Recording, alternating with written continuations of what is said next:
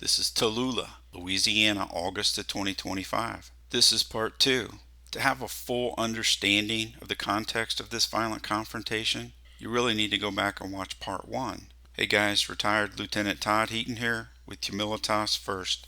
Okay, back to the part where he pulls the rifle out of the truck. Now I still have pretty good eyesight, and while it's going to be difficult in this video to see it, in part because the homeowner actually turns around for a second, the camera's moving, but even if the homeowner needed corrected vision, like glasses or contacts, I'm going to bet money that you'd be able to see this guy beginning to pull a rifle out earlier than we're going to be able to detect it on this video. Now, if you've watched this channel for any length of time, then you know that I'm not looking for a fair fight. I'm not looking for a fight at all. But if I can't avoid the fight, I want to give myself the highest probability of actually winning it. A competitive mindset is a loser's mindset. He's at my house and he's pulling a rifle out of his truck after that exchange that we just had. That is an unjust, imminent, deadly force threat.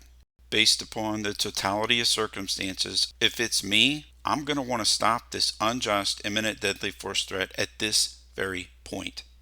Why? If you're expecting something to happen, then you're going to be looking for it and you're going to understand what's happening quicker. You should be expecting to see this based upon not only what he said in the uncut video, which I'll put a link in the description. He tells the victim he can't take a butt whooping and he's got something in the truck. He's not getting in the car to leave. He's leaning forward to retrieve something. That something is a rifle. And at this point, he's pulling it out of the vehicle to turn and face you. There are no guarantees on the legal battlefield. If I do that and stop this imminent deadly force threat, could I still be charged and tried? Yes, I could. My best guess is that there are some activist district attorneys with a radically different worldview that would have a problem with you using legitimate defense at this point. There's the way it ought to be, and there's the way it is. I'm just telling you what I would do as a retired lieutenant. I'm not an attorney. This is not legal advice. You do need to know the laws where you live, work, and play. That said, likewise, I could see a DA having a problem with stopping the threat at this point based upon the manner in which he's holding the rifle. So the way that I would explain this to my attorney would be he's closing the gap. He's bringing a rifle closer to me to whatever position that he is comfortable to raise that gun and shoot me. That's the point. We have to look at the whole context of this. We have to look at the totality of the circumstances. We were just involved in a hostile confrontation where he's yelling and cussing at me, trespassing, telling me that he can't take a beating and he has something in the truck. He then goes out to his truck, leans in, and retrieves something. And that something, it's a rifle. But guess what? Things change quickly. This guy just went from not being able to fire that rifle because his finger wasn't near the trigger to being able to fire that rifle in about 1/3 of 1 second. Let that sink in. How fast things change? Well, that gets measured in milliseconds, not seconds. When I started my law enforcement career in 1991, I remember firearm and tactical instructors telling us that if someone was holding a firearm in their hand, when they begin to raise that muzzle to point it at us or another innocent human being, well, it's at that point that we should begin to send defensive rounds into the unjust criminal aggressor to stop the threat. That was an error. That was bad advice. Now, this guy doesn't have cover.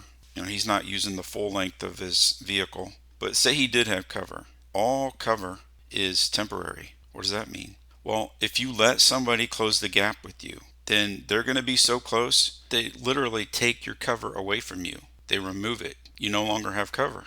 They're going to flank you. They're going to walk right up to you and shoot you. Let's see how this continues to develop.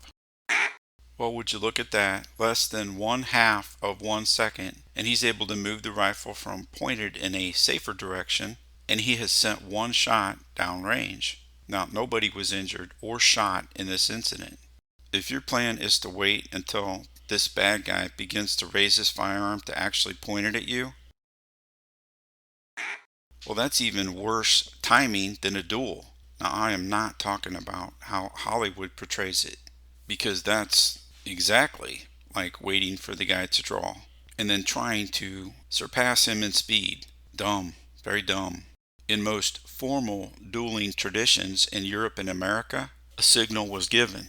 At least with the duel, everybody goes on the go signal at the same time. Now, duels are dumb morally because they're gravely immoral, and they're dumb on the physical battlefield because they truly have a competitive mindset.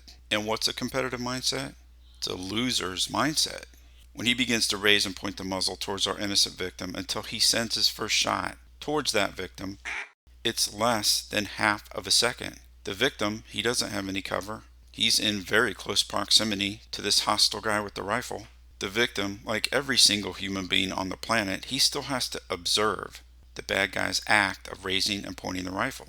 And we know that a visual cue, a response to a visual cue takes 2 to maybe 3/10 of a second for that person to begin to respond, to begin to react. Then it's going to depend upon where the victim is in the process of the draw. Is his gun still on his waistline? That is more time. Is it in his hand? Is it pointed at the ground, or is it pointed at the bad guy's high upper center chest? If he still has to ready up, then add another 2/10 of a second. So this is pretty much a tie, except, the bad guy has a rifle. Duels, they're dumb. Avoid them. Now, this is just one coach's opinion, but it is my opinion that this innocent victim is severely outgunned. What is that, a 22, a 380? When clients ask what they should carry for self-defense, I usually recommend carrying the largest sized frame that properly fits in your hand. If you'd like to know how to size that up based upon your hand, Ben Steger, he has some really good videos on this. You can find him on YouTube or Instagram. As far as caliber goes, I typically recommend a 9mm or larger, depending upon the gun store, depending upon the salesman. Well, you might be told, hey, you know what? You want a gun that's comfortable. That way you'll actually carry it. No.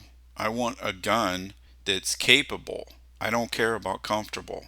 I want it to fit my hand properly so I can shoot accurately, and I want it to be a large enough caliber that I'm going to have a higher probability of actually stopping the unjust, imminent, deadly threat. My youngest son used to love to play this game, Would You Rather. Providing that you actually do see the imminent threat being drawn, that rifle being drawn from the truck, would you rather stop this imminent deadly force threat at this point where he, the bad guy, is less prepared and more vulnerable, or would you rather wait until he better prepares himself, moves in, closing the gap to a position where he's comfortable? Here we see the innocent victim. He's moving to cover at this point, right? And then we're going to see the unjust criminal aggressor. He's going to ready up again to threaten death. He's going to duck down behind cover, and he's going to pop back up as he sees this guy walking away. And that's pretty much it.